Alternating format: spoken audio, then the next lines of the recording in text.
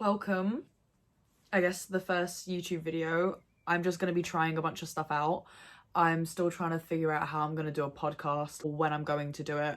But there is one thing that's been going around my head for a couple weeks now, and that's to do with me or who I'm trying to be on the internet. And for a very, very long time, I wanted to be this big sister to a lot of people. And recently, I've had so many messages from amazing people. But the other side of it, I get a lot of messages from people that I want to help. And the one topic I constantly get asked about, or to be able just to talk to someone about, is family, or growing up Middle Eastern or Eastern European, or just being in a family where you are not valued. Well, this is a discussion I've had to have with my brothers multiple times.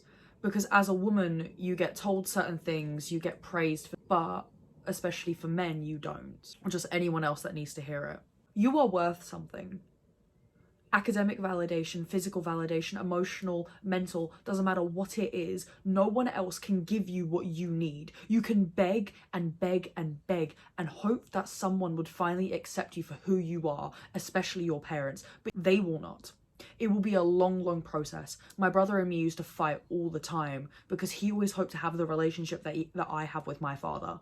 But that took years of me being a burden. That took years of me breaking down every single wall that I have, of him criticizing me, humiliating me, basically tearing me down, where I was not even valued as a human being, as his own daughter, to even have a good relationship with him. I'm not saying you should do the same. I'm just saying I got here because I actually worked for it.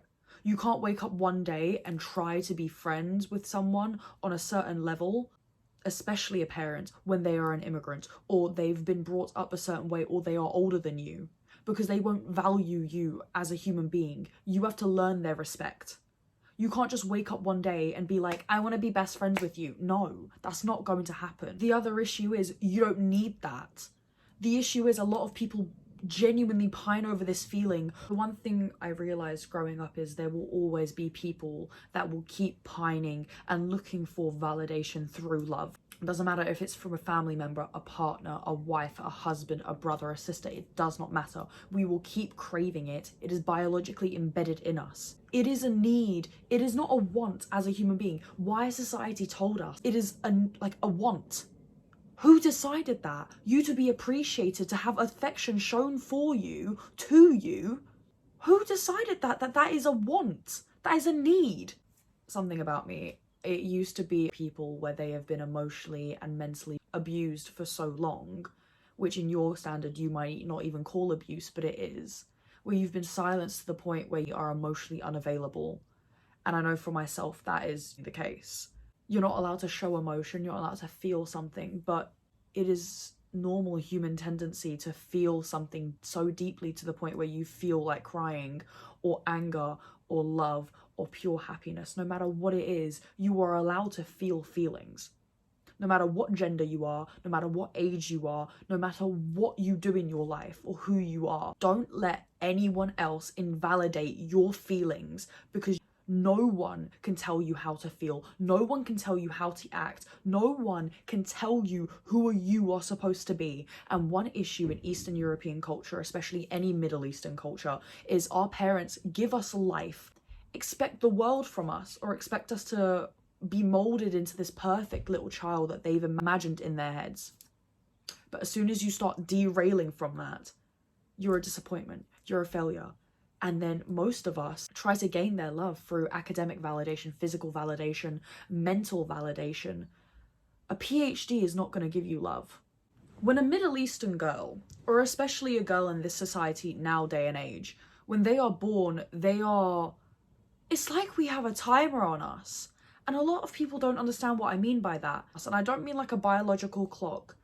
It is, we reach a certain age and it's usually the parents or the men around you, and I'm not trying to be like gender specific, but they're the ones to decide, especially in my culture, to decide if you are an adult or not, if you're allowed to have responsibilities or not. For me, that was at the age of 10, or even below that.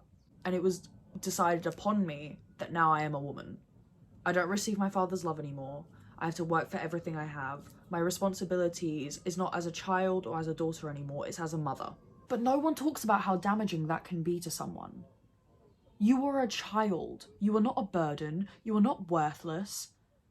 And from that point, you are criticized on everything that you do. No matter who you are. Overall, no matter what you've gone through, no matter what you're dealing with, no matter what happens in your life, do not let, especially a guardian, a parent, or someone older than you, tell you what is right and what is wrong when deep down your intuition tells you how comfortable you feel in a certain situation. You are worth something. You're allowed to be selfish. No one can tell you what is right and wrong in your own life. That is one thing I had to fight for such a long time. The moment I ran away to Italy, my friends realized how naive I was, because I was conditioned to only believe what they told me. I was so dumb that I didn't even know what my nationality was. And that sounds so stupid, but this is usually what the issue is, especially when you've come from a Middle Eastern background. You genuinely get conditioned into only knowing your family and your family only. And then as soon as you are thrown into the world, into university, into school, or a marriage, you feel so dumb and so manipulated by the people that you think are supposed to give you the love and knowledge that you deserve. And that is usually an issue, especially with a lot of the young kids now.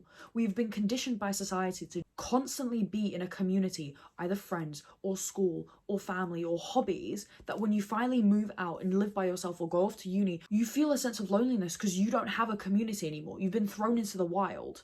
You start drinking or using substance abuse or anything to fill a void when in reality, there was never supposed to be a void to fill in the first place. We've been conditioned to not feel certain emotions. We feel like they are negative, no matter what it is.